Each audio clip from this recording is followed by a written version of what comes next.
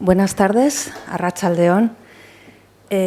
Como directora del Departamento de Ciencias Humanas y de la Educación, me complace daros la bienvenida a este diálogo del que vamos a disfrutar esta tarde entre Irene Vallejo, autora del ensayo El infinito en un junco, con Fernando Rey, su traductor al euskera, y con Xavier Olarra, que hará las veces de moderador entre ellos.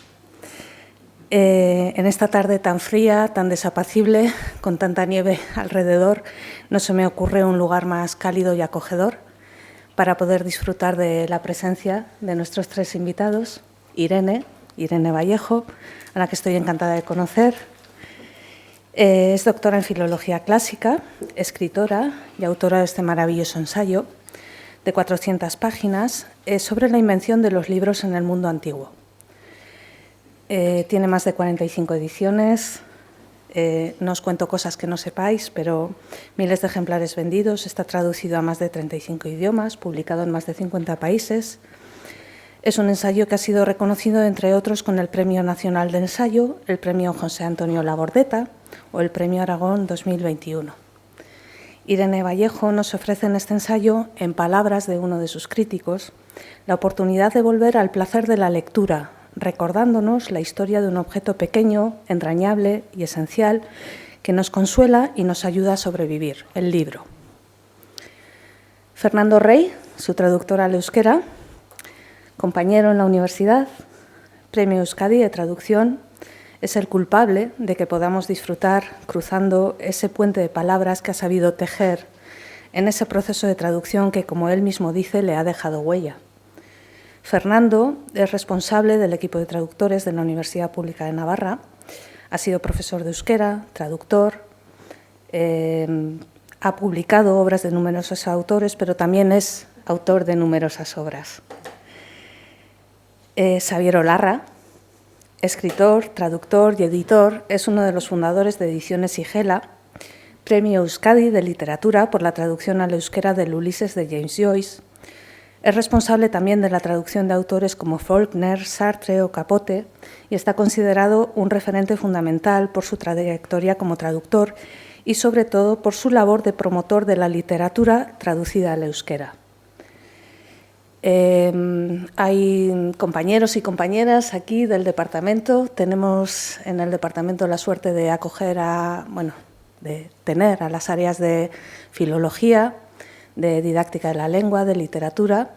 Gracias por estar ahí y espero que todos, gracias a vosotros y gracias por permitirnos disfrutar del placer de escucharos. Ha sido un placer presentar el acto. Adelante.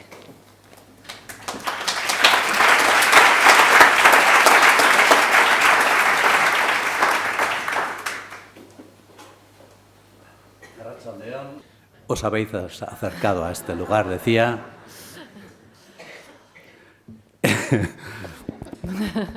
Cosas de los nervios. Bueno, pues como ya ha dicho la presentadora del acto,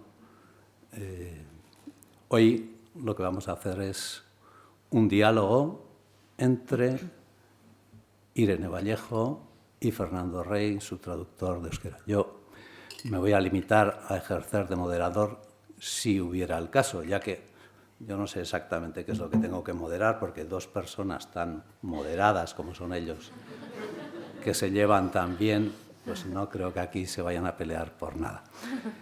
En fin, de todas maneras, esa debe ser mi función y al final, si hay preguntas, pues dar los turnos, etcétera. Nada más. Ha dicho la presentadora que Irene Vallejo es doctora en Filología Clásica por las universidades de Zaragoza y Florencia y dice la Wikipedia que su labor se centra en la investigación y divulgación de los autores clásicos. Así, por ejemplo, colabora con los periódicos El Heraldo de Aragón y El País, donde mezcla temas de actualidad con enseñanzas del mundo antiguo. Yo creo que hace algo más que eso, porque lo de mezclar, en fin, suena así un poco Yo creo que lo que ella hace es una reflexión sobre los temas de hoy visto desde los clásicos, o lo que pueden enseñarnos los clásicos. Por ello, yo creo que ella, a través de todos esos pequeños ensayos que ha ido escribiendo cada semana durante años en El País, pues ha llegado un momento en el que, recogiendo todo eso en su trayectoria de escritora, pues ha hecho una cosa tan maravillosa como El infinito en un junco.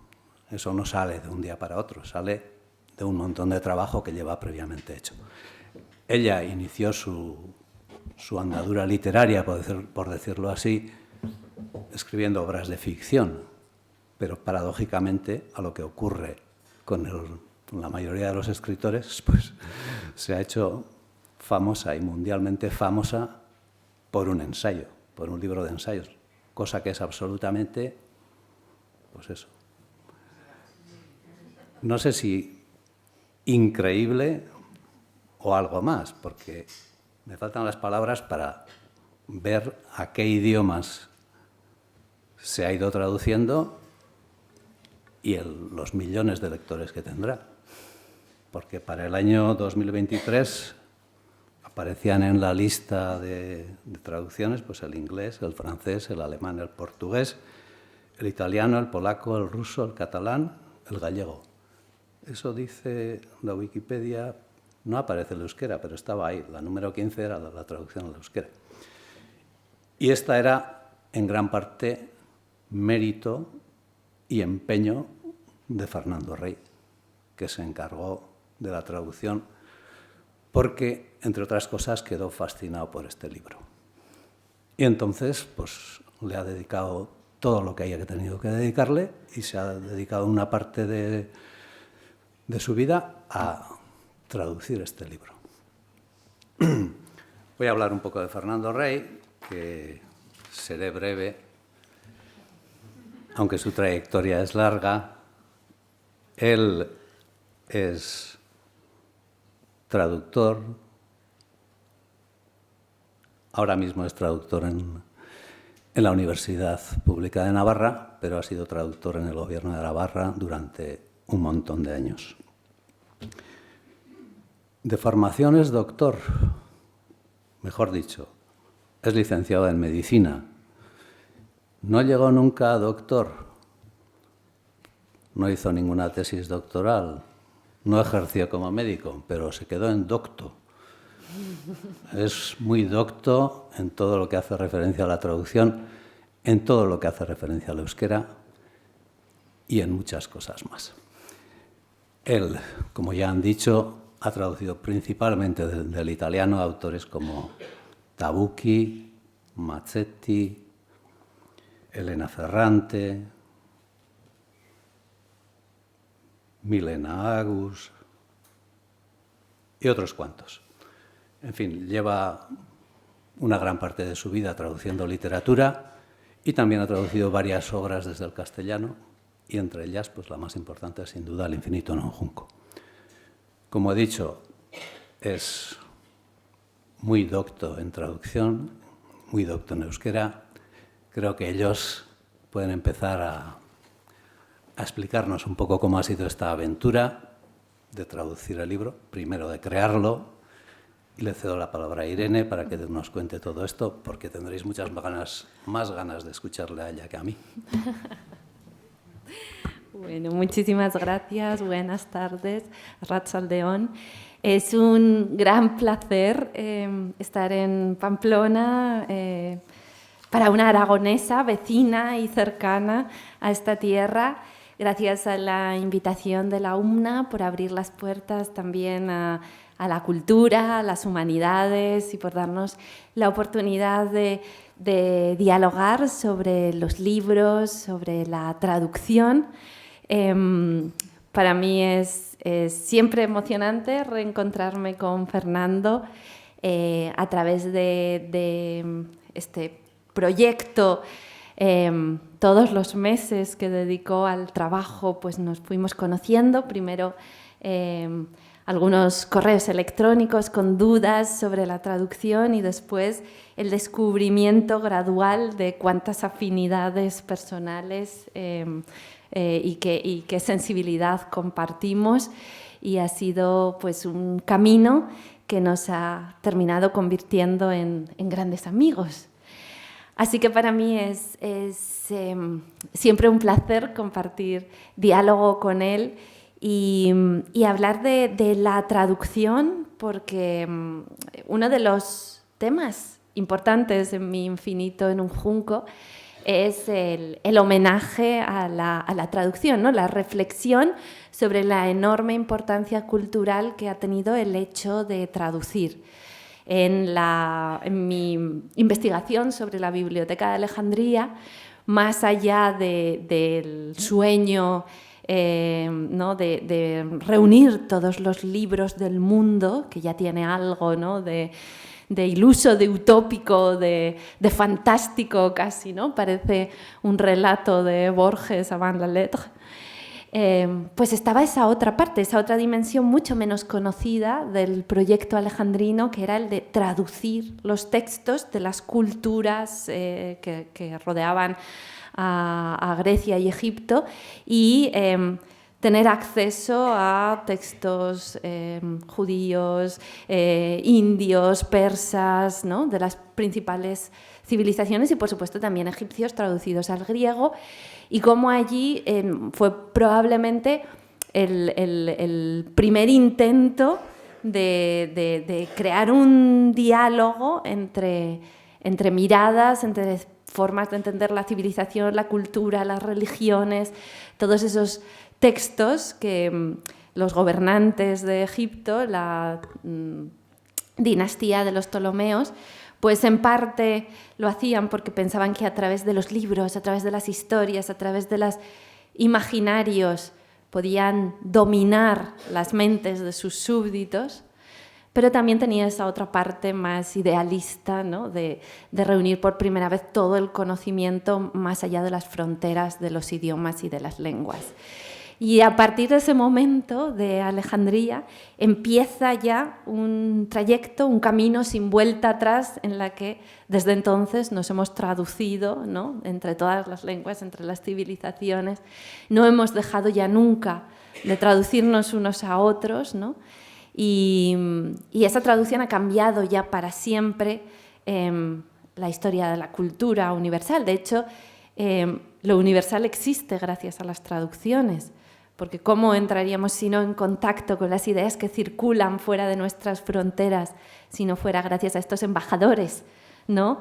que nos ayudan a salvar los límites de nuestros conocimientos lingüísticos y nos ponen en contacto con lo que se ha pensado, se ha sentido, se ha imaginado, se ha intuido en otras culturas, en otras zonas, en otras épocas, en otros periodos y en otras lenguas. Así que es realmente una revolución. La traducción para mí es una gran revolución histórica, ¿no? y un proyecto que sigilosamente, sin que reparemos demasiado en su presencia, pues ha dejado una impronta duradera en el mundo en el que vivimos. Pensemos, hagamos el experimento mental de recordar cuántos libros que son imprescindibles para nosotros no hubiéramos podido leer por desconocimiento de la lengua si no hubiera sido por estos sigilosos, fieles y discretos escritores que deciden volcar su talento en las obras de otras personas. Y a cuánto habríamos tenido que renunciar, qué versos no habríamos leído, qué novelas no habrían llegado a nuestras manos, qué pensamientos, qué ideas, qué emociones habrían quedado fuera de nuestro alcance. Por eso para mí El infinito en un junco es también un homenaje a ese ejercicio, ¿no? a esa actividad que yo misma, no de forma profesional, sino aficionada, he practicado con los textos latinos y griegos, y que me ha hecho entender, ¿no? Bueno, pues esas dinámicas, esas operaciones extrañas del salto de una lengua a otra, ¿no? Y esa tensión entre la fidelidad y la creatividad que hay en el trabajo de los traductores. Pero bueno, le cedo la palabra a Fernando para que dé su propia visión de este trabajo y de esta... Bueno, yo iba a empezar dando un mensaje que para vosotros, pero sobre todo me lo digo a mí mismo. Digo, Fernando, tranquilo, no te pongas nervioso, porque es que me pongo muy nervioso siempre. Y digo, estás en casa, tienes muchas caras queridas delante, tranquilízate. Pues me lo digo, ¿vale? Y ahora empiezo a hablar. Porque soy así y a pesar de que uno va cumpliendo años, pues es que es difícil cambiar. Aparte, algunas cosas no sé cambiar nunca. Pero bueno, me lo digo, os miro, os sonrío y ahora ya baja un poco la tensión. Pues eso, no sé. Yo no voy a explicar con esa elegancia que tiene Irene, pues todo lo que significan los libros, las lenguas y la traducción, pero quiero decir igual dos cosas, dos experiencias que suponen para mí la traducción. Ya sé que es mucho más y se podrían hablar desde muchos aspectos. Para mí supone la traducción y la literatura una apuesta por la palabra y por la cultura en el sueño, igual para mucha gente iluso, de que la palabra, creo, y que la cultura seguirá, algún día se impondrá y se tendrá más fuerza que el poder, la economía, todos los poderosos. Y espero que la palabra venza, y algunos dirán, pues eres que aún alimentas utopías. Pues sí, pues intento alimentar esta utopía de que la cultura y la palabra tendrá más fuerza y debe tener más fuerza entre nosotros que la violencia, la imposición, pues la falta de respeto o el no respetar los derechos humanos de muchas personas. Eso a nivel general. Creo que es una apuesta que podemos hacer y que creo que hay que hacer en esta sociedad cuando estamos a falta de esperanza. Y a nivel personal también es una experiencia, el tema de la traducción, muy profunda y muy hermosa, de intentar ser voz de otras personas. Yo a veces pienso también si los traductores no somos gente tímida que no nos atrevemos a hablar. Y decimos si prefiero no decir ya nada. Y hay cosas hermosas que dicen otros, prefiero traducir lo que han dicho otras personas. Entonces es una experiencia hermosa esa de ser voz de otros, permanecer a la sombra, igual escondido, y ser vehículo y puente para que cosas hermosas lleguen a otras personas. En ese sentido, pues yo, me voy repitiendo, porque según tiene un año se va repitiendo, y creo que merece la pena en la vida vivir para potenciar lo bello, lo bueno y lo justo, ¿no? Y entonces creo que pues la apuesta por la cultura y la apuesta por la palabra va un poco por ahí. Y si hay una cosa que me ha enganchado a mí de este libro, y por eso lo traduje con tanto placer, es que creo que este libro rezuma mucho de bello, bueno y justo. Defiende la belleza, defiende la justicia y a los pequeños y a los maltratados, y defiende la bondad y el pensar que merece la pena,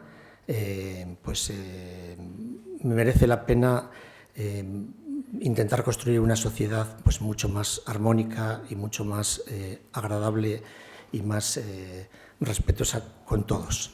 Y estos días me acordaba de tu abuelo, porque creo que está en el libro también, pero aparece una enseñanza muy grande, pues eso que decía tu abuelo, ¿no? El bien no se nota, ¿no? ¿Cómo lo decía tu abuelo? Sí, el bien no se nota. Pero creo que merece la pena apostar por esas cosas, y creo que este libro, si algo rezuma, es belleza, bondad y reivindicación de justicia para mucha gente, ¿no? Y eso es lo primero que quería decir, simplemente. Y un mensaje también quería decir, para empezar, cuando hablamos de libros, lenguas, traducción, y es que ojalá, y más también en esta tierra donde el debate sobre las lenguas a veces a mí me resulta incomprensible, y no tengamos conciencia de la riqueza de la diversidad y de la riqueza de tener dos lenguas, ¿no? Pues no me quedo con dos mensajes que me parecen muy potentes para hablar de la convivencia lingüística y de la convivencia ciudadana. Uno es de Irene y otro de mi padre, ¿no? Y son uno dicho con mucha elegancia y con mucha cultura, y mi padre sin esa cultura, pero sí con mucha sabiduría humana, ¿no? Irene, tú sueles decir, amar las lenguas significa amarlas todas. Quien ama una lengua debería amarlas todas, porque son manifestaciones de la misma pulsión de explicar el mundo desde diferentes miradas, ¿no? Entonces, ojalá se extendiera también en Navarra eso, es decir, qué bien, tenemos dos lenguas, ¿por qué la quieres contraponer? ¿Qué necesidad hay de decir un pueblo, una lengua? ¿No? Es decir, pues qué bien que haya dos. Y el mensaje de mi padre era, Fernando, mejor dos que una, ¿no? ¿Qué modo más simple? No era el mensaje de una persona inculta, sino de mucha sabiduría, aunque no había ido a la escuela más que hasta los 11 años. Mejor dos que una. Pues eso, pues me parece también que el mensaje que expresa muchas veces Irene, y también una de las funciones que tiene la traducción, es decir, vamos a extender la convivencia y la riqueza y la diversidad que nos ofrecen todas las lenguas, ¿no? Y disfrutemos de la belleza que han creado en otros pueblos, disfrutemos y aportemos a otros pueblos las cosas hermosas que se han creado en la lengua propia, ¿no? Y eso se me ocurre para decir, y no voy a decir más porque ahí está el moderador que igual me quiere cortar. No, simplemente, no sé, podríais quizá entrar más directamente en lo que ha sido la experiencia de creación de este libro y luego lo que ha sido la experiencia de las traducciones a diversas lenguas y al euskera en concreto, ¿no? Sí. Bueno, yo estaba escuchando ahora a Fernando decir, bueno, un traductor es alguien que se convierte en el vehículo de otras voces, ¿no? Y estaba pensando, pero muchas veces quienes escribimos decimos lo mismo, ¿no? Como estamos dando vida a unos personajes, dándole voz a esos personajes, siendo un poco el vehículo de, ¿no? Poniéndonos en el lugar de otras personas, intentando reconstruir vidas, crear peripecias, ¿no? Y quedarnos un poco por detrás de los personajes, de las aventuras, de las ideas que ponemos en sus labios, ¿no? Es una forma de explorar el mundo, pero también hacerlo pues a través de otras personas, de otras criaturas, podríamos llamarlo. Y también muchas veces sentimos que el autor, el que escribe una novela, el que escribe un libro, el que escribe un poema, un poco tímidamente se queda detrás de las palabras que escribe, ¿no? Y prefiere relacionarse con el mundo a través de esos textos. En ese sentido, pues somos iguales los traductores. O sea que escribir es traducir y traducir es escribir, ¿no? Luego, por otro lado, pues hay... se podría decir que siempre que escribimos, cualquiera de nosotros estamos haciendo una tarea de traducción, estamos traduciendo unas ideas a un código que es el lenguaje, ¿no? Y a veces encontramos obstáculos. Seguro que les ha pasado, que os ha pasado, tener una idea, ¿no? Muy clara, muy nítida en la cabeza, pero no encontrar las palabras. A veces al plasmarla en el papel o en la pantalla, sentir que se oscurece, que no brilla y no vibra tanto como la habíamos sentido y la habíamos intuido cuando era solamente esa materia flotante del pensamiento.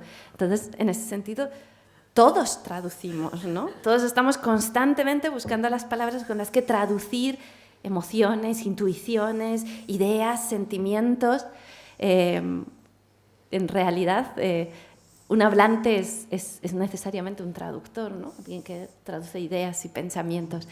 Así que a mí me gusta destacar a quienes traducen como escritores. Creo que si no eres escritor no puedes ser un buen traductor.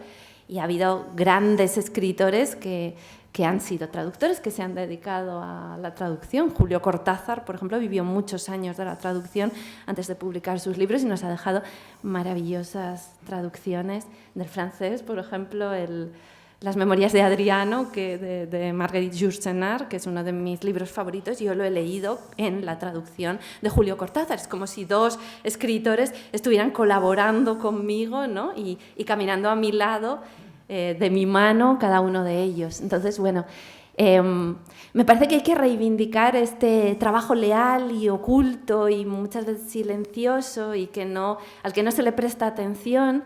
Yo he insistido a todos mis editores internacionales, por favor, el nombre de los traductores en la cubierta del libro. Me parece mentira que eso no suceda ya siempre. Y pensarlo como una colaboración, ¿no? Como una coautoría que necesita de muchas operaciones propiamente literarias. Para mí la génesis del libro ha tenido mucho que ver con lo que decía Fernando, ¿no? Creo que él lo ha leído con mucha inteligencia, se ha dado cuenta de que detrás de esta historia de los libros había en realidad otra historia que es la realmente importante a mis ojos, que es la historia de la democratización del acceso al conocimiento y al arte. Cuando empieza la historia de los libros pertenecen a unos pocos, a los privilegiados, a las élites. Están en los palacios, están en los monasterios o en los templos. La mayor parte de la gente no sabe leer, no tiene la oportunidad de acercarse a los libros. Se les considera un objeto que es marca de estatus, señal de poderío, ¿no? Y esa es la razón de que muchos grandes soberanos hayan querido hacer grandes colecciones que eran una forma de manifestar ese poder, ¿no? De exteriorizar el acceso al conocimiento. El conocimiento es poder. Por tanto, quien posee una gran biblioteca es quien se muestra ante el mundo como alguien poderoso. Ha tenido que haber un largo camino, muchos esfuerzos anónimos para conseguir sacar los libros a la calle, acercarlos a las personas, sea cual sea su origen y su procedencia, y eso ha costado siglos de esfuerzos. Y han estado en la primera línea, por supuesto, como pioneros siempre, pues las personas que se han dedicado a la educación, las bibliotecas públicas. Ahora las bibliotecas públicas nos parecen una obviedad, ¿no?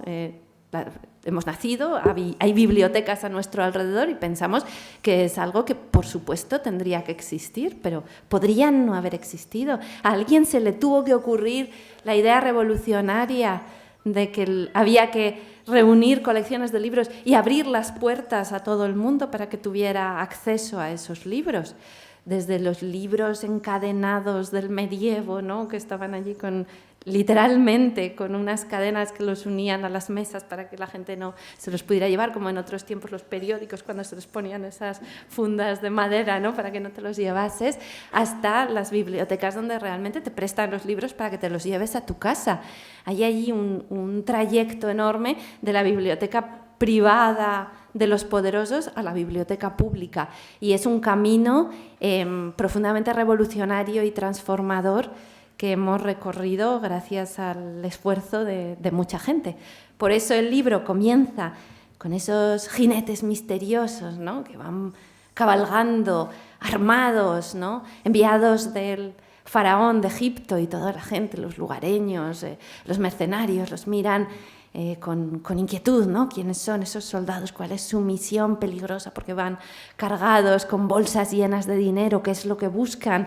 ¿Qué van a cazar? ¿Qué les ha podido encargar el faraón que sea tan valioso y tan importante, ¿no? Y son libros.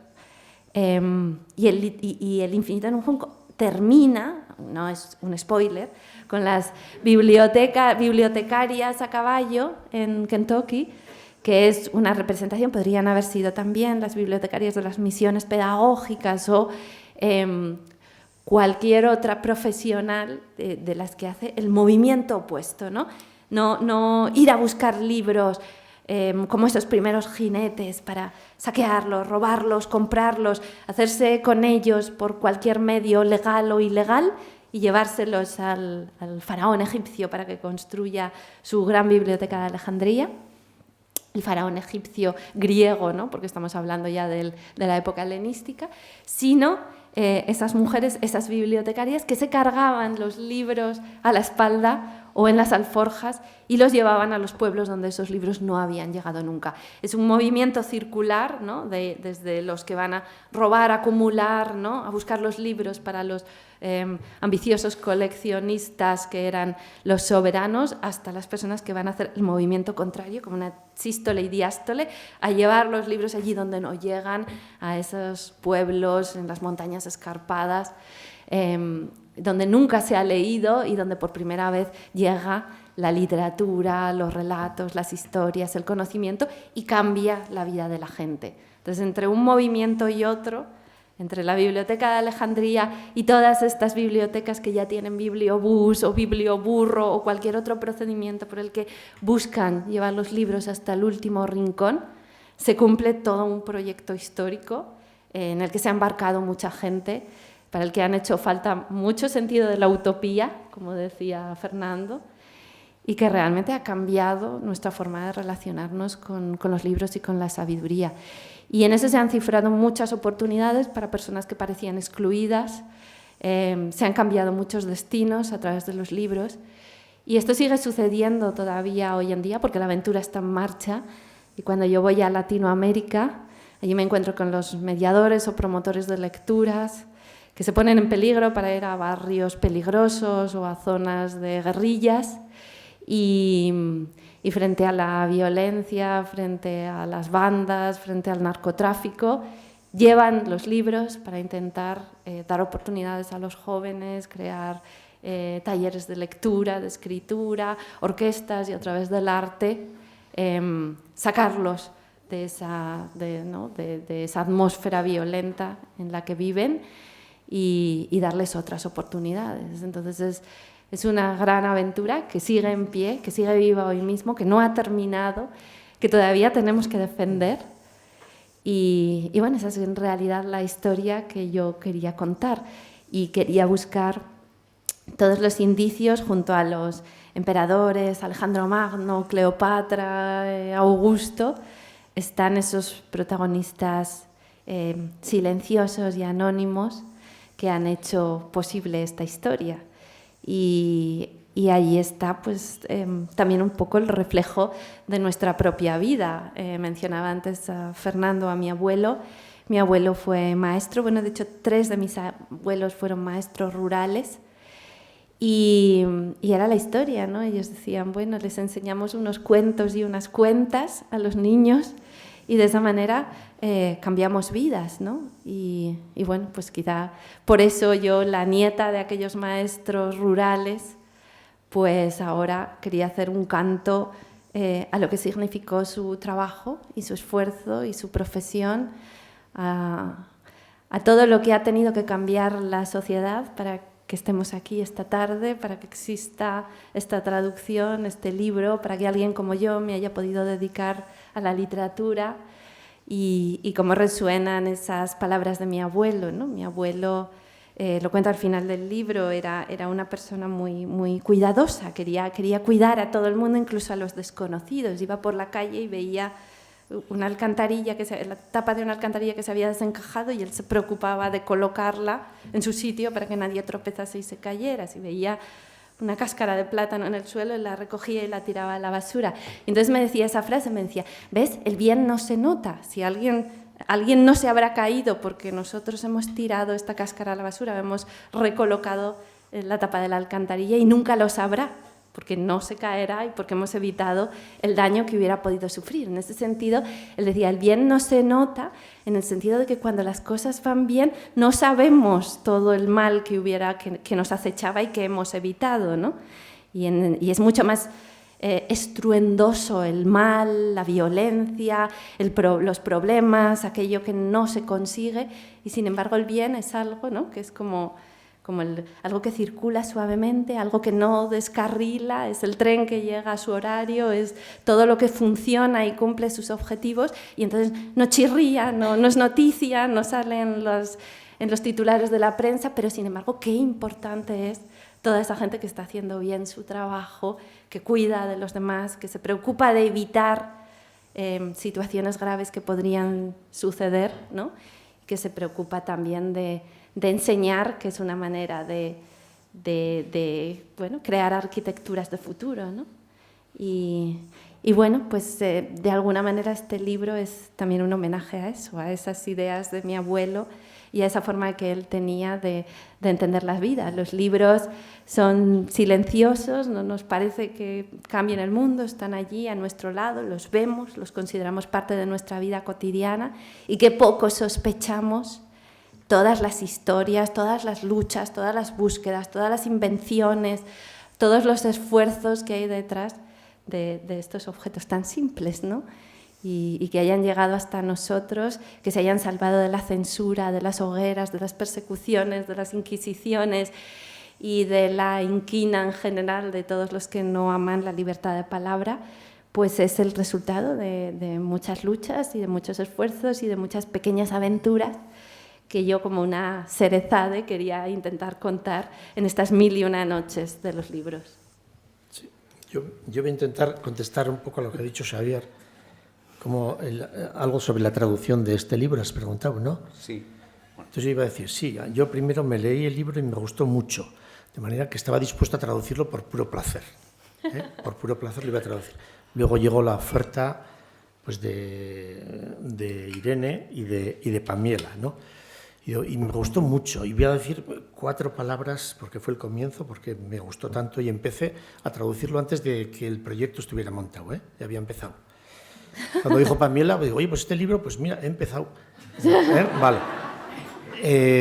Y voy a decir algunas cosas que si habéis leído el libro, posiblemente os sentiréis identificados, ¿no? Me acuerdo, dije yo, un ensayo, y qué gozada.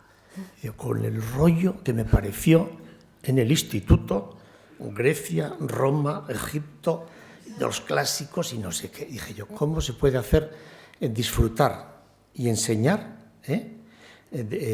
con un tema que parece tan árido? O sea, la historia del libro, la historia del alfabeto, de todas estas cosas que si habéis leído el libro, me pareció, dije, qué arte. Y sin perder erudición, y contar toda la gran carga de análisis y de datos y de investigación que hay detrás, cómo se puede explicar de forma tan bella, de manera que sea accesible no solo a los especialistas, sino a cualquiera. Eso me pareció precioso, ¿no? Y junto con eso me pareció precioso también la oralidad, es decir, cómo estaban las historias hiladas unas a otras de manera que podían ser recitadas casi, ¿no? Te las podían ir contando una detrás de otra y muy cerca de la experiencia de la oralidad que has contado tú más de una vez, de tu experiencia, de cómo te contaban los cuentos de tus padres, tu madre, y entonces me parecía pues precioso, ¿no? Y me pareció precioso también cómo ese salto entre el pasado y el presente, ¿no? Cómo estaban ligados las historias antiquísimas con las realidades más actuales, ¿no? Y esa prosa poética y todo también enlazado y también dicho. Me pareció que era una gozada de sensibilidad y de esto, ¿no? Me pareció una preciosidad. Y también una cosa que hemos comentado más de una vez, Irene y yo, cómo se realza, me parece a mí, la grandeza de los pequeños y la fortaleza de los débiles. Me parece que es algo que es muy bello ahí, ¿no?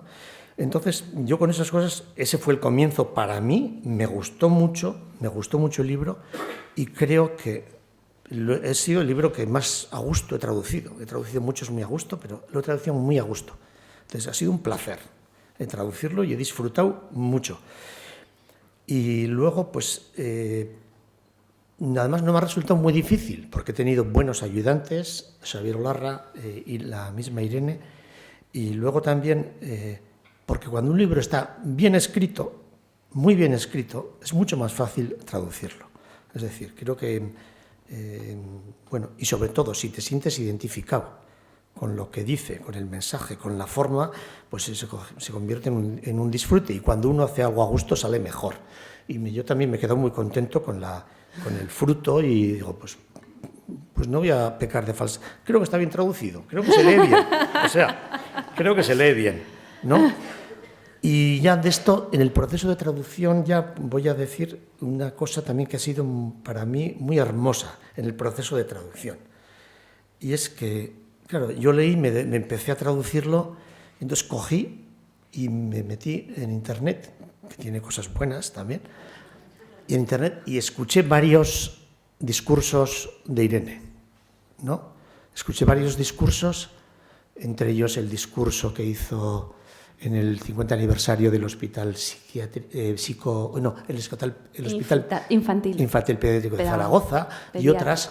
Entonces me pareció hermoso la forma de hablar y de esa forma de modular las frases con esa elegancia. Entonces sí que se me quedó, y fueron de las veces que he tenido la experiencia se me quedó grabada. A partir de entonces las palabras del libro no fueron mudas. Yo en el proceso de traducción me daba la impresión de que alguien me dictaba, la voz de Irene me dictaba lo que tenía que ir yo poniendo en euskera. De manera que ha sido una experiencia muy bonita. O sea, era muy, muy oral. Yo no, de alguna manera, yo decía, yo estoy aquí para poner la voz de, pues bueno, para lo que me dice Irene ponerlo, y de alguna manera escuchaba su voz, ¿no? Entonces ha sido una experiencia que luego aparece en el libro, Paul Auster. Sí. Cómo explica que el traductor es una persona que está en soledad, ¿no? Que está en soledad y, sin embargo, en algún momento explica él, no sé cómo lo dice, estoy solo pero no estoy solo.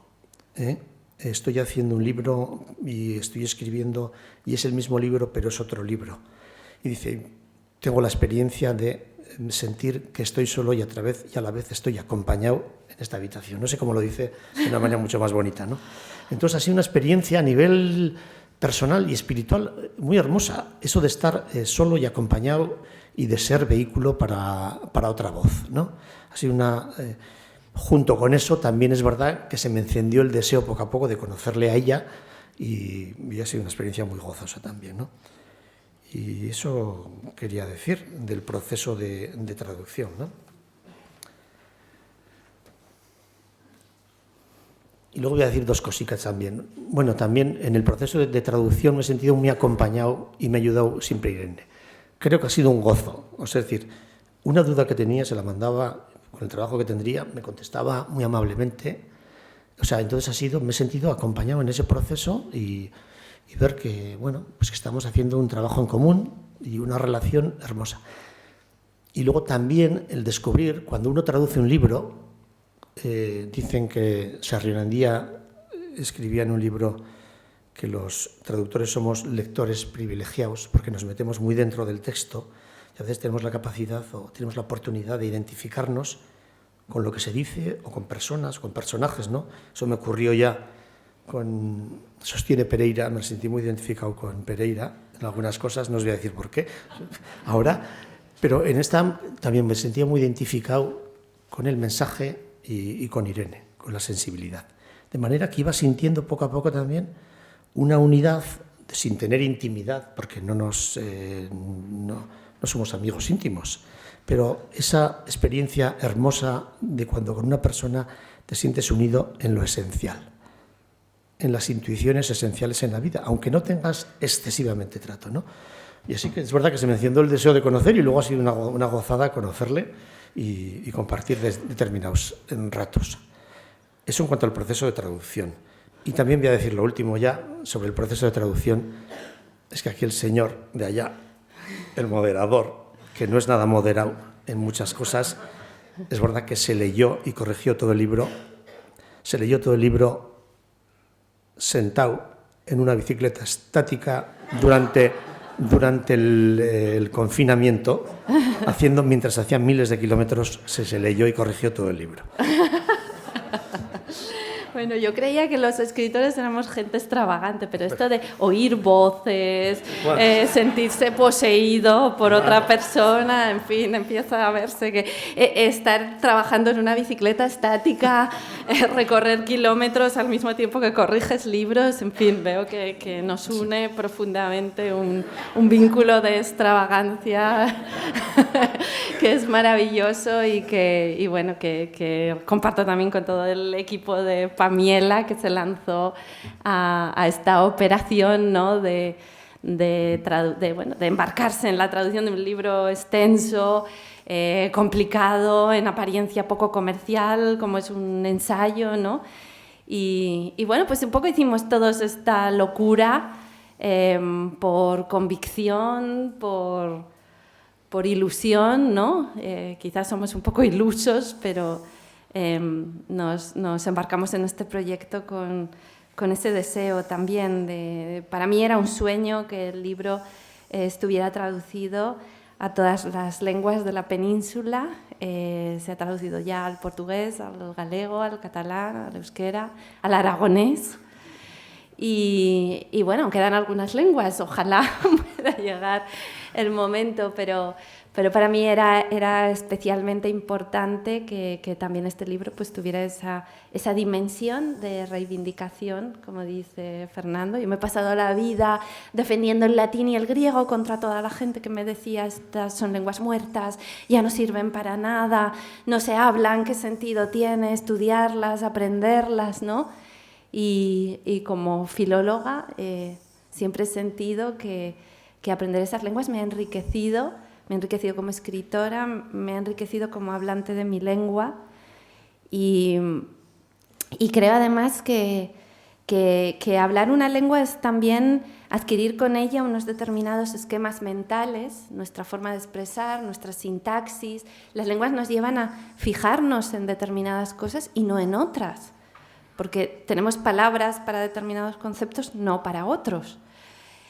Aprender otras lenguas, hablar más lenguas, permite darse cuenta de las lentes a través de las que miramos el mundo, comprender que no son formas necesarias de expresarnos, sino son decisiones arbitrarias de las lenguas, y por tanto es algo profundamente filosófico hablar otra lengua, porque te cuestionas esquemas que condicionan tu pensamiento, porque como la materia prima del pensamiento es el lenguaje, en la medida que pensamos en un idioma, pues digamos que perpetuamos ciertos esquemas, ciertas construcciones, ciertos tópicos, y encima ni siquiera somos conscientes, no los vemos, nos pasan desapercibidos.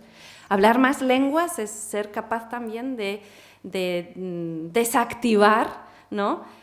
Todos esos lugares comunes, todas esas estructuras, todas esas convenciones que vienen con el lenguaje, y por tanto no es, no deberíamos entenderlo como un enfrentamiento entre lenguas, sino como un enriquecimiento de nuestra propia capacidad de pensamiento a través de la palabra. Cuantas más lenguas, más rico es también nuestro modo de mirar el mundo, nuestra mirada, y somos capaces de reparar en cosas distintas, ¿no? Y por eso, de la misma manera que a mí me ha enriquecido aprender esas lenguas, estudiar esas lenguas como el latín y el griego, que no se utilizan para tener una conversación con vivos, sino solo con muertos, y sin embargo, ¿no?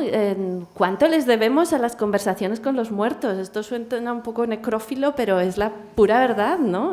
Qué maravillosa es esa oportunidad que tenemos a través de los libros de hablar con las mejores mentes del pasado, pero así de tú a tú y solos, abriendo el libro y escuchándolos, ¿no? Y eso me parece fantástico. Igual que he defendido siempre el latín y el griego, pues me gusta defender las lenguas pequeñas como nuestro aragonés, por ejemplo, y defender al final que las lenguas son una riqueza al margen de la cantidad de personas que las hablen, no es una cuestión numérica, igual que un libro es mejor o peor al margen de la cantidad de gente que lo lea, ¿no?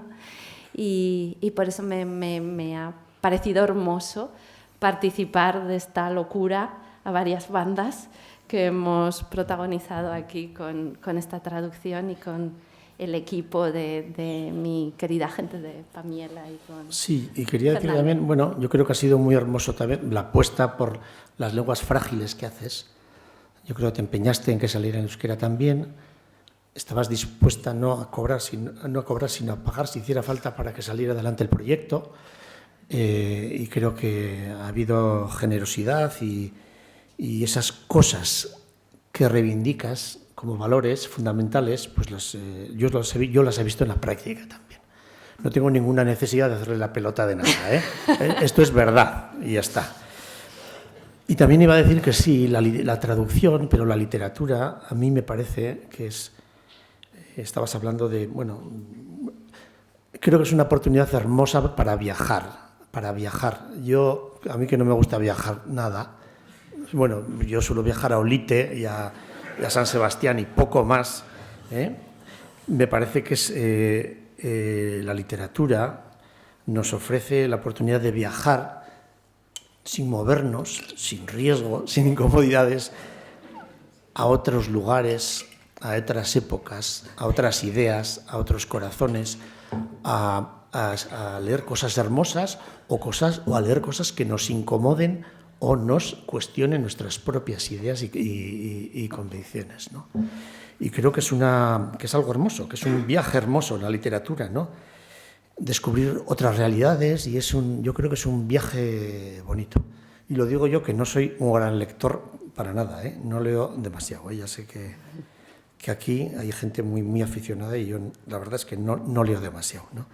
Pero me parece que es un ejercicio hermoso de salir de uno mismo, de la burbuja personal, y de abrirte a otras realidades, a otras bellezas y a otros planteamientos vitales y a otras realidades y formas de pensar y de actuar, ¿no? Sí, bueno, vivan los viajeros de bicicleta estática, ¿no? Creo que en la pandemia hemos experimentado eso, ¿no? Como los libros han estado a nuestro lado, cuando de repente estábamos encerrados entre las paredes de nuestra casa, los libros nos han abierto otros universos, la gente que estaba sola ha sentido que tenía voces amigas cerca, hemos necesitado olvidar la angustia y la espiral de las noticias, de la preocupación por familiares a los que no podíamos ir a ver o atender directamente.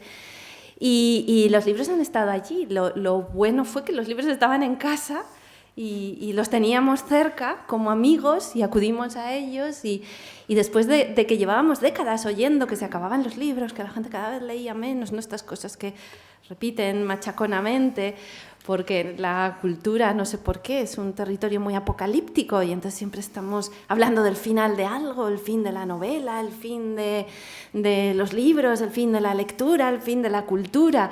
Y de repente cuando llega una catástrofe de verdad, empezamos a leer más, ¿no? Y aumentaron los índices de lectura y el tiempo que dedicábamos todos los días, y los libros estuvieron allí, a nuestro lado, cuando los necesitamos, ¿no? Y cuando necesitábamos que nos reconfortasen.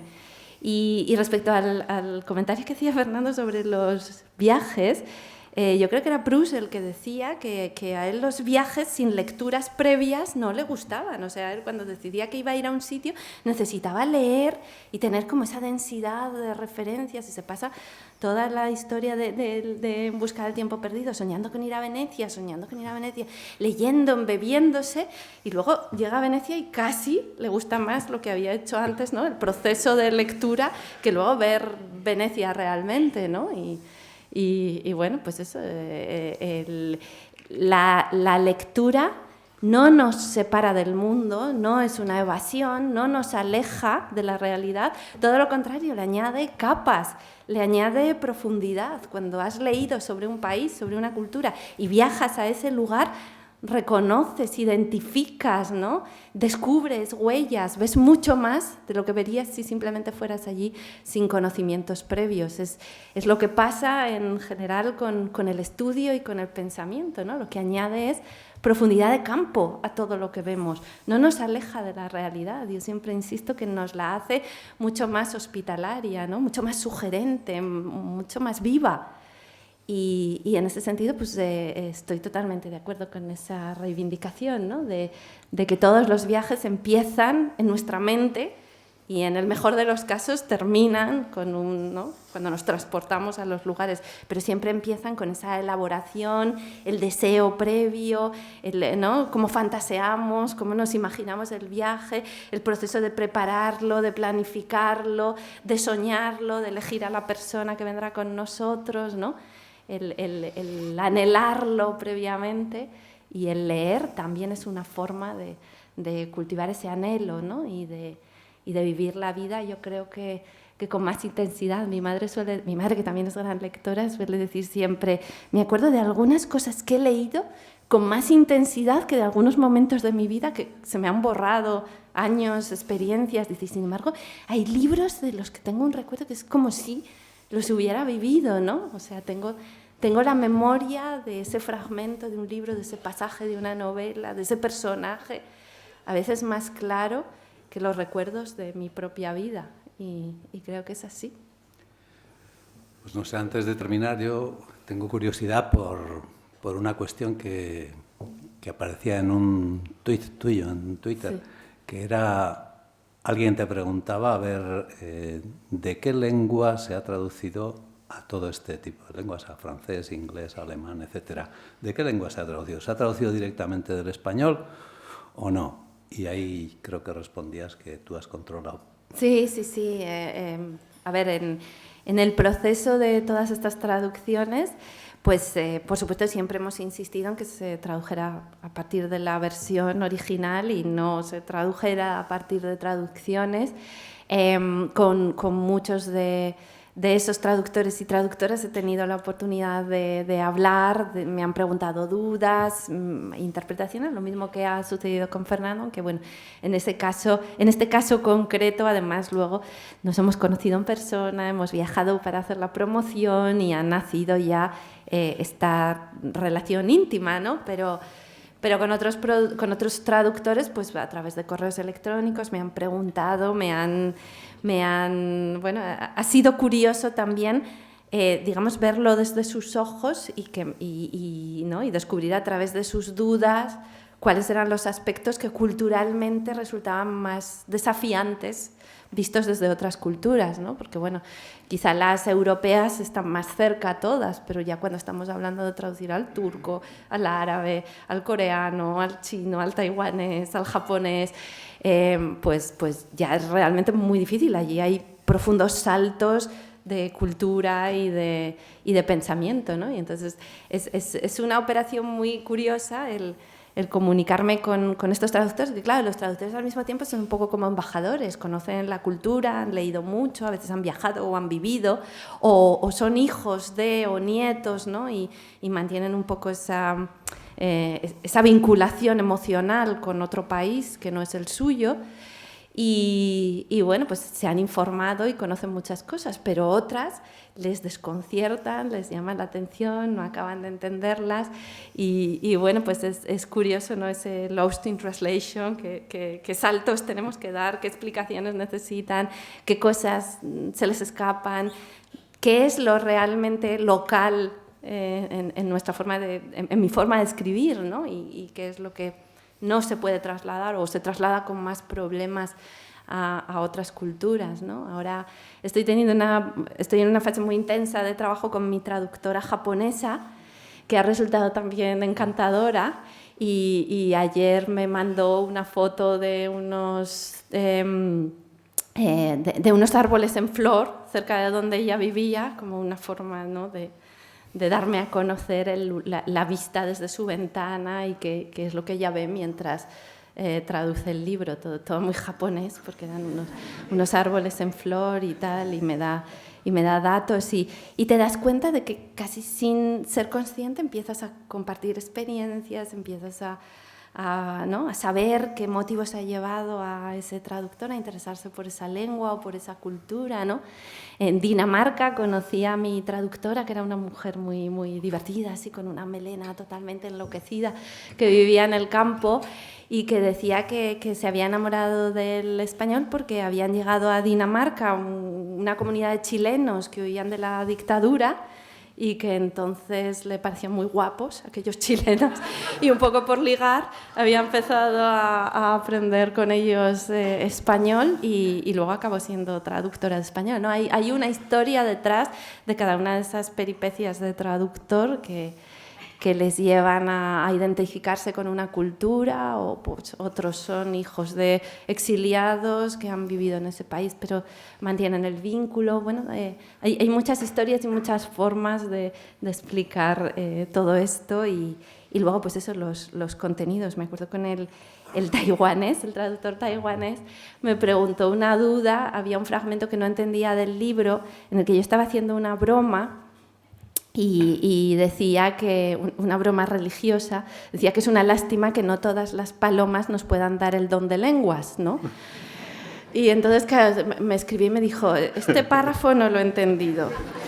Y entonces yo me pongo a intentar explicarle el Pentecostés, el Espíritu Santo, la paloma, las lenguas, y lo estoy escribiendo y diciendo, pero qué marciano es todo esto, o sea, le tiene que sonar de verdad al taiwanés, le tiene que sonar como una cosa, o sea, la paloma que unos rayitos y entonces infunde el don de lenguas y eres capaz de hablar en otras lenguas. Para ¿no? extender la palabra y el evangelio y la buena nueva y tal, y no sé qué. Y yo estaba pensando, ay, madre, ya no entremos en la Trinidad y en estas cosas porque ya nos...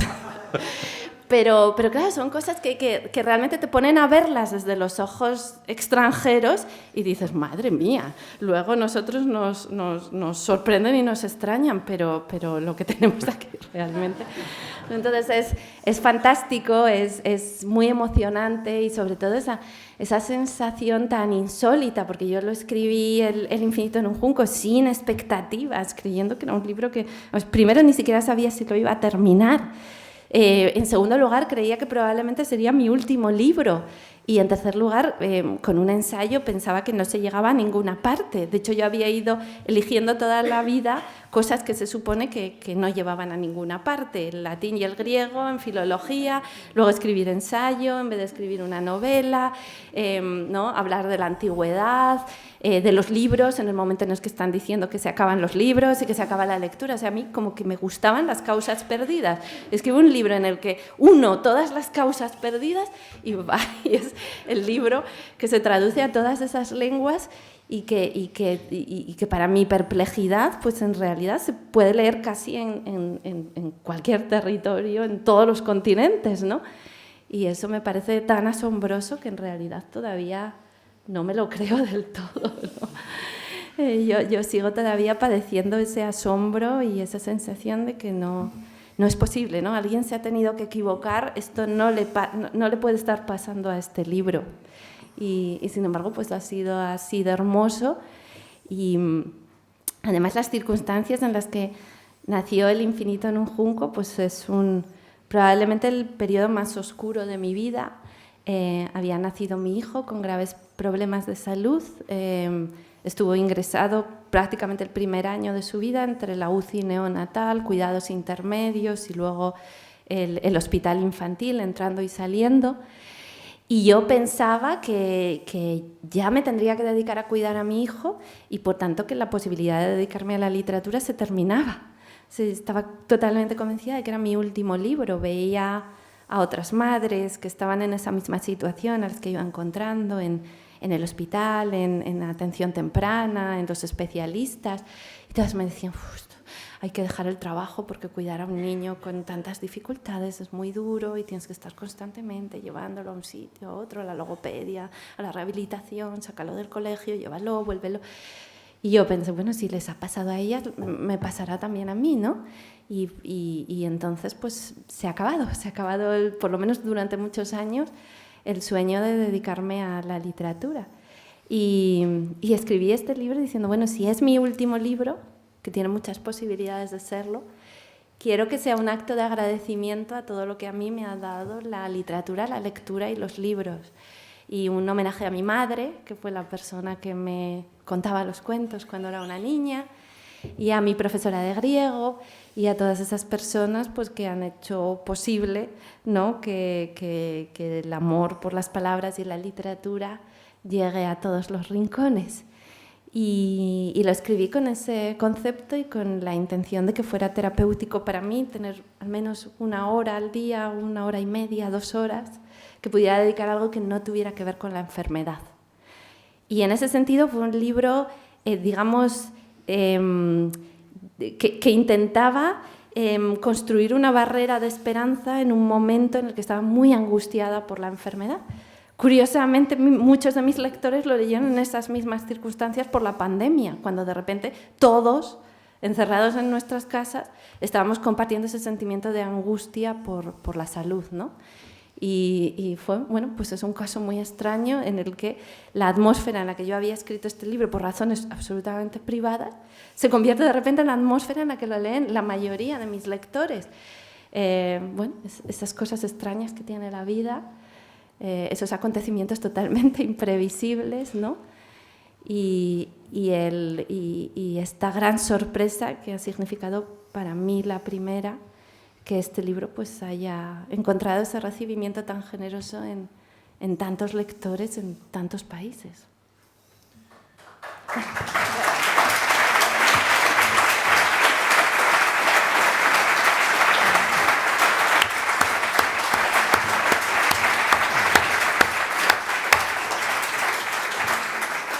Bueno, pues abrimos un turno de preguntas por si alguien quiere.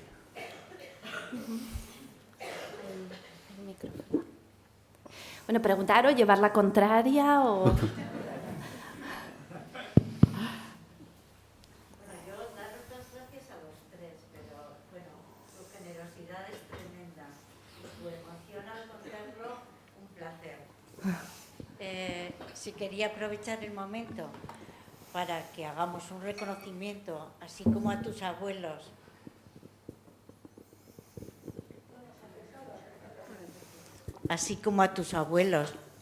a todos esos maestros rurales que nos acercaron en su día a los pueblos, pues algo de la cultura.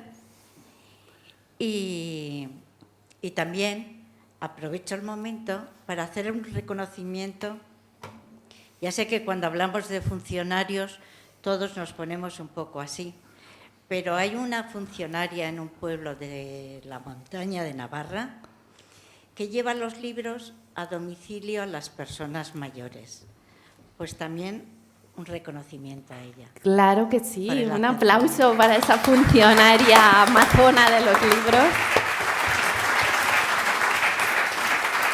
Ocurren muchas cosas muy hermosas que no aparecen en los periódicos ni en las televisiones constantemente alrededor del mundo de los libros. Yo ahora, como tengo la oportunidad de encontrarme con muchos mediadores y promotores de lectura, me las cuentan y realmente me impresiona, ¿no? Durante la pandemia hubo mucha gente en las bibliotecas que llamaba a la gente y les leía por teléfono, ¿no? Como los cuentos de Gianni Rodari, cuentos por teléfono, pues era lo que hacían, ¿no? Leían cuentos por teléfono, salía gente desde las librerías, ¿no? Con sus bicicletas para llevar los libros a domicilio.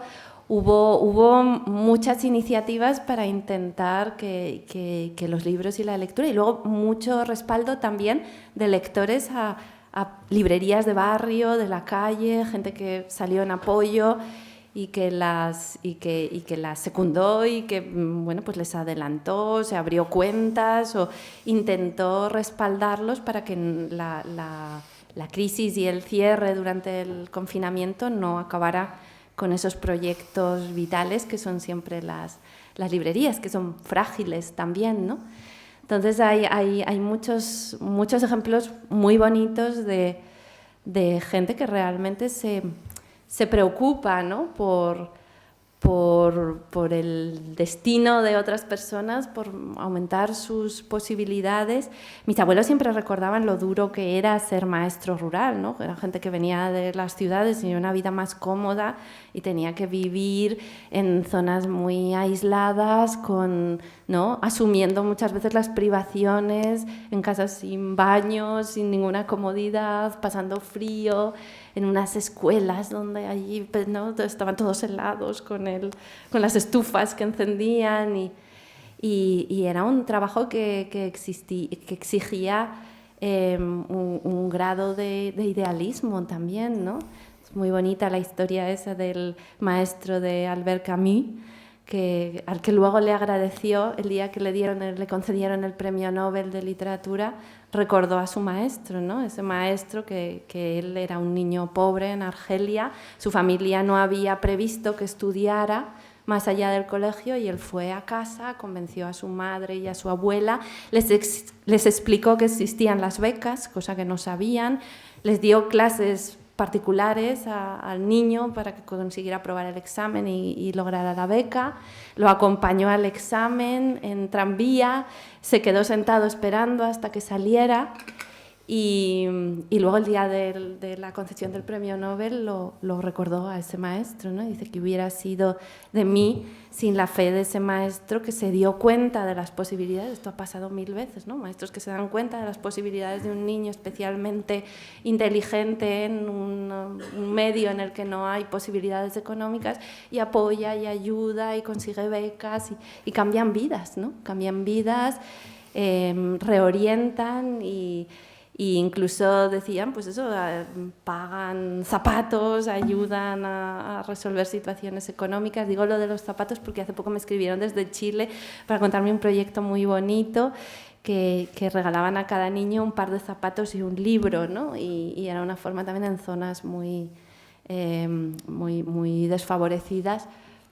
Les llevaban este regalo, los zapatos y el niño, personalizados, o sea, con los zapatos del número del niño, y les contaban esta historia de Camus y de cómo también su maestro le había comprado unos zapatos cuando los necesitaba. Entonces, bueno, quiero decir, estos ejemplos luego cunden, se multiplican, cambian vidas. Esas personas cuyas vidas han sido cambiadas recuerdan siempre a sus maestros en los distintos momentos y en los pasos de su vida futura, y eso me parece bueno, quiero decir, ese bien del que hablaba mi abuelo, que no se nota mucho en la sociedad, que no sale a la superficie, que no aparece en los informes del Fondo Monetario Internacional, pero realmente transforma las vidas desde dentro, ¿no? Desde ahí, desde la proximidad, el compromiso, la voluntad, la vocación educativa, que es tan hermosa, ¿no? Y de la que también participan bibliotecarias. Digo bibliotecarias porque es un trabajo muy femenino, ¿no? Y en El infinito en un junco, ya con esto termino, hay un capítulo en el que hablo de las bibliotecarias, ¿no? De cómo se las ha representado tradicionalmente en el cine, en las series, y cómo son realmente, cómo han sido históricamente las bibliotecarias.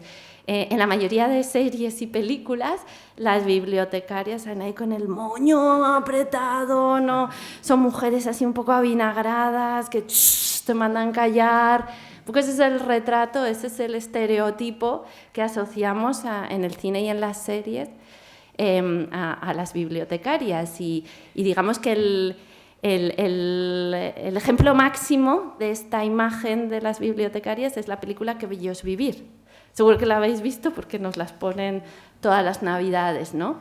Y no es hacer un spoiler contar que el personaje protagonista, que es Jane Stewart, se va a suicidar y entonces aparece un ángel y le tienen que convencer de que no se suicide, y para evitarlo, ¿no? Lo que hace es enseñarle que hubieran sido las vidas de todas las personas que están a su alrededor si él no hubiera nacido nunca. Entonces se traslada a una dimensión paralela en la que él no ha nacido, no ha vivido, no ha tenido relación con sus amigos, con su mujer, con su familia, que hubiera sido de todos ellos. Y entonces todos son un desastre, todos se han hecho alcohólicos, todos jugadores, gente perdida, solitaria, enferma, abandonada y tal. Y entonces llega el momento ya de la mujer, ¿no? ¿Qué hubiera pasado con la mujer del protagonista si él no se hubiera casado con ella, no hubiera vivido y no se hubiera casado con ella?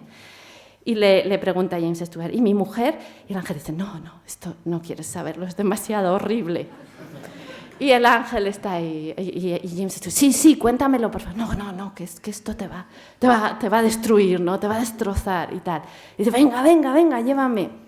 Y entonces, en efecto, el ángel lo conduce y resulta que en esa vida paralela la mujer era bibliotecaria, porque se había quedado solterona, no había encontrado marido y se había dedicado a ser bibliotecaria, ¿no? Y entonces la chica, que en la escena, que en la vida real la habíamos visto así tan guapa, con su melenita, con sus vestiditos, ahí aparece ya con el moño preceptivo del uniforme de bibliotecaria, pálida, ¿no? Allí ojerosa.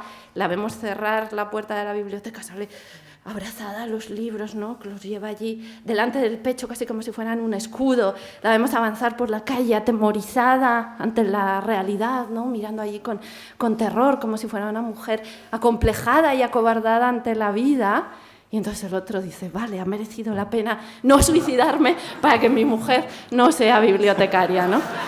Y esa es como la idea de, sí, vale, pues para convencer a alguien de que su vida ha tenido sentido es que ya has evitado que tu mujer se convierta en bibliotecaria. Nadie nos dice ahí si a lo mejor a ella le hubiera gustado más ser bibliotecaria, ¿no? Pero bueno, el caso es que esa es la imagen de la bibliotecaria. Esta es una película de los años 40, de los años 40. En los años 30, que es la década anterior, es cuando tenemos a las bibliotecarias de las misiones pedagógicas, es cuando tenemos a las bibliotecarias estas de las que hablo en el libro, las bibliotecarias de Kentucky, que por cierto hay un libro precioso, ilustrado, que ha salido publicado sobre este tema, que es un hijuelo del Infinito en un junco, pero es un libro ilustrado sobre esta historia de estas bibliotecarias.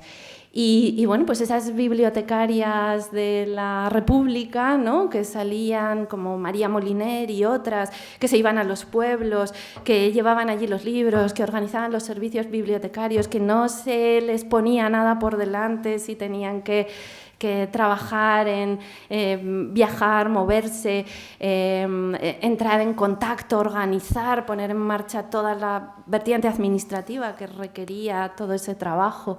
Y esas bibliotecarias de Kentucky que se echaban los libros a caballo, iban allí por unas zonas escarpadas, dificilísimas, muchas veces encontraban los caminos cerrados, se les morían los caballos, ¿no?, por ahí en medio de esos andurriales, y ellas entonces echaban los libros a la espalda y seguían caminando para llegar a esos pueblos casi incomunicados de la parte más pobre de los Apalaches de Estados Unidos.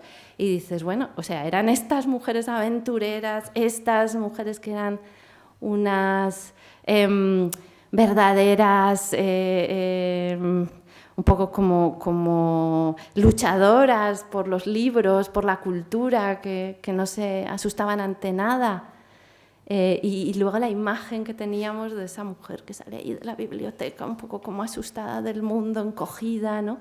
Y bueno, pues eso es un poco lo que a veces pasa, que no hemos hecho justicia a las personas que han sido capaces de movilizarse personalmente por la cultura, como la que mencionabas. Y no solo eso, sino que se han creado una especie de estereotipos y de tópicos y de caricaturas acerca de ellas que no tienen nada que ver con la realidad. Y me gusta pensar que esas mujeres, ¿no?, muchas de ellas fueron mujeres, en efecto, pues en realidad eran todo lo contrario de lo que las representaban, eran protagonistas de una gran historia que merece ser contada y que merece ser recordada.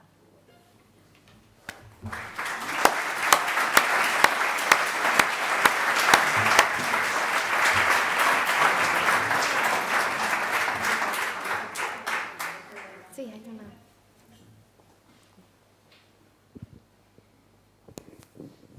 Hola, buenas tardes. Mi pregunta es para Fernando.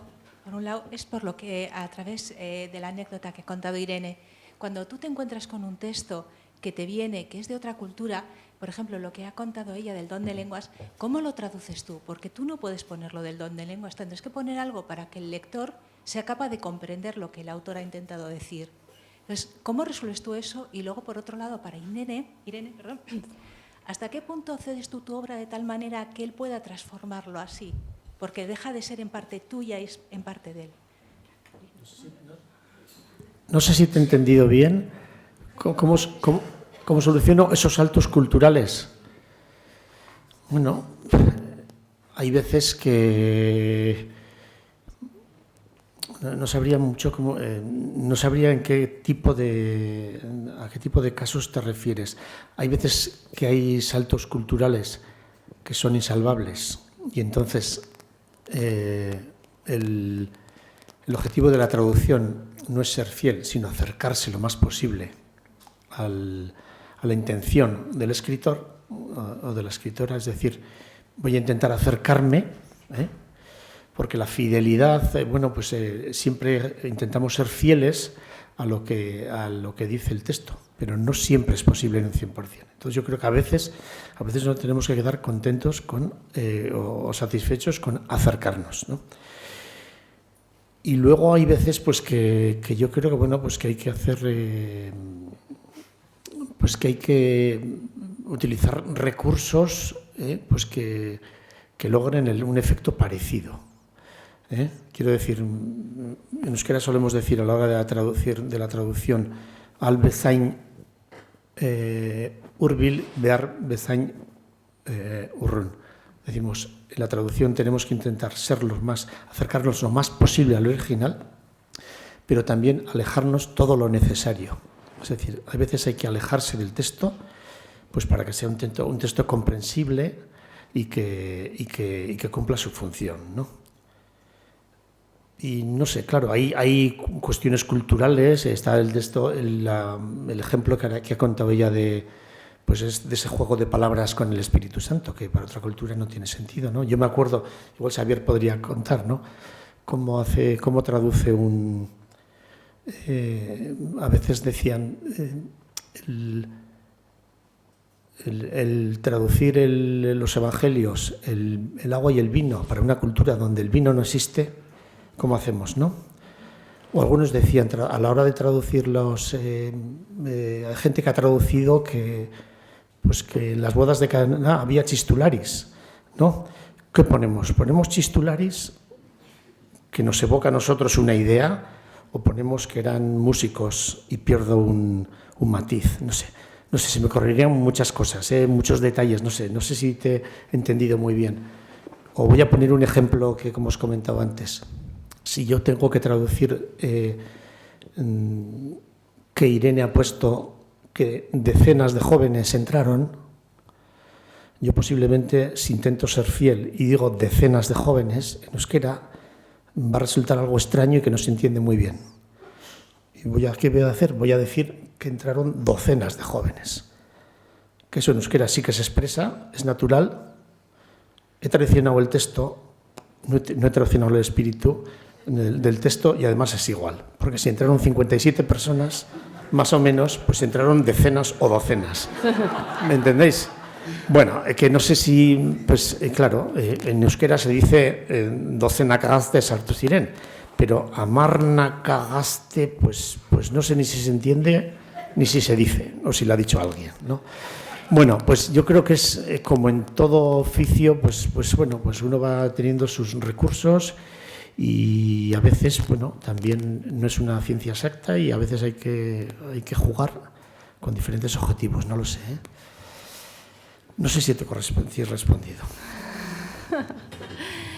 Sí, la verdad es que yo siempre dejo mucha libertad, incluso animo a los traductores a que se permitan esas licencias, porque lo importante es que en el idioma de llegada el texto tenga la misma naturalidad, la misma fluidez, la misma musicalidad que tiene en el idioma original. O sea, probablemente si vas traduciendo los conceptos literalmente, acaba sonando extraño en la lengua en la que llega. Entonces estás apostando por el sentido literal más que por el efecto, y yo creo que para un escritor es más importante el efecto, ¿no? ¿Qué tipo de emociones despierta, qué evocaciones? Cuando te encuentras con palabras, con conceptos que son raros, sales del texto, ya no estás dentro, ¿no? Ya no te sientes llevado por esa corriente del lenguaje. Entonces hay que evitar esos tropiezos y a veces hay que hacer pequeñas adaptaciones, ¿no? Que son lo que yo creo que es el factor humano de la traducción. O sea, la traducción literal palabra por palabra la hace la inteligencia artificial. Pero hay algo distinto que es decir, bueno, ¿qué es lo que en mi lengua es lo más parecido o evoca las emociones más semejantes a lo que alguien está contando en otra lengua, ¿no? Entonces, paradójicamente, a veces hay que ser imaginativo para ser más fiel, ¿no? Yo, por ejemplo, con los autores clásicos, pues claro, por ejemplo, la Ilíada de la Odisea, la estamos traduciendo siempre en prosa, ¿no? La Ilíada de la Odisea para nosotros son novelas, en el original son poemas. estamos perdiendo una cualidad poética a cambio de preferir contar la historia y que las palabras y que los conceptos y que las frases lleguen a nuestro idioma en su sentido más próximo al original. Pero estamos sacrificando otra cosa, estamos sacrificando el ritmo, estamos sacrificando la poesía, estamos transformándolo en otro género distinto del que era en su origen. Entonces, algo se pierde, algo se gana, y el traductor siempre tiene que estar sopesando cuál es la ganancia más importante, qué es lo que realmente va a hacer que el texto tenga el efecto más parecido al que pretendía el escritor. A mí, por ejemplo, me gusta mucho que mi libro tenga esa sonoridad oral. Eso obliga a hacer algunas transformaciones para que suene a las fórmulas orales de otros países o de otras lenguas, ¿no? Nosotros tenemos nuestras fórmulas, ¿no? Cierta puesta en escena oral que puede ser distinta en otros países, como comenzamos un cuento, ¿no? El Érase una vez en castellano puede tener otra fórmula, otra manera de expresarse, el arranque de una historia, el final, todos esos ritmos y esas musicalidades. Entonces yo animo precisamente a mis traductores a decir, busca esas sonoridades, empápate de cómo se hace eso en tu idioma e intenta que eso se traduzca, que es una traducción de algo que es menos obvio, pero que es tremendamente importante para mí, y eso pues Fernando lo entendió muy rápidamente y lo hizo, ¿no? Llevó él pues sus propias percepciones de musicalidad y de oralidad al libro, a costa de cambiar algunas fórmulas en su literalidad. Entonces, para mí es importante precisamente decirles a los traductores, siéntete más libre, no estés demasiado preocupado por mantener siempre la palabra por palabra, porque yo creo que hay cosas más importantes, ¿no? Para mí como escritora es más importante la emoción, es más importante la musicalidad, aspectos relacionados con la literatura que tienen mucho que ver con eso, con la música, con el oído, con que el lector no tropiece, que las frases tengan una armonía, el fraseo suene natural y espontáneo, que se pueda leer en voz alta, cómodamente, ¿no? Todas esas cosas son importantes y hay que traducirlas. Y por último me gustaría decir que ya se hace ese juego de palabras de traductor-traidor, ¿no? Traduttore-traditore, que las dos palabras no tienen ninguna relación etimológica, o sea, no está basado en nada. En cambio, la palabra que sí está relacionada etimológicamente con traductor es seductor, ¿no? El traductor y el seductor. Entonces, un traductor tiene que seducir a los lectores de ese idioma, tiene que encontrar sus propias fórmulas para que ese texto sea tan seductor en el nuevo idioma como era en el antiguo, ¿no? Y eso, o sea, en el de partida. Y eso a mí me parece importante destacar, que tiene que haber una libertad, ¿no? Tiene que haber una confianza. O sea, yo confío en mis traductores, confío en las operaciones y los cambios que crean necesarios hacer y operar, porque son buenos lectores, son perspicaces y conocen mejor que nadie la cultura a la que va destinado. Entonces, creo que es bueno fiarse. Efectivamente, el libro deja de ser totalmente mío, pero también cuando se publica, pues empieza a ser de los lectores y no del escritor, ¿no? Entonces, yo creo que hay que saber. Hay escritores que son muy maniáticos y revisan y comprueban y retocan las traducciones cuando son a idiomas que conocen, y tienen un poco esa sensación de que algo se pierde, que se pierde el control, de que se pierde, ¿no?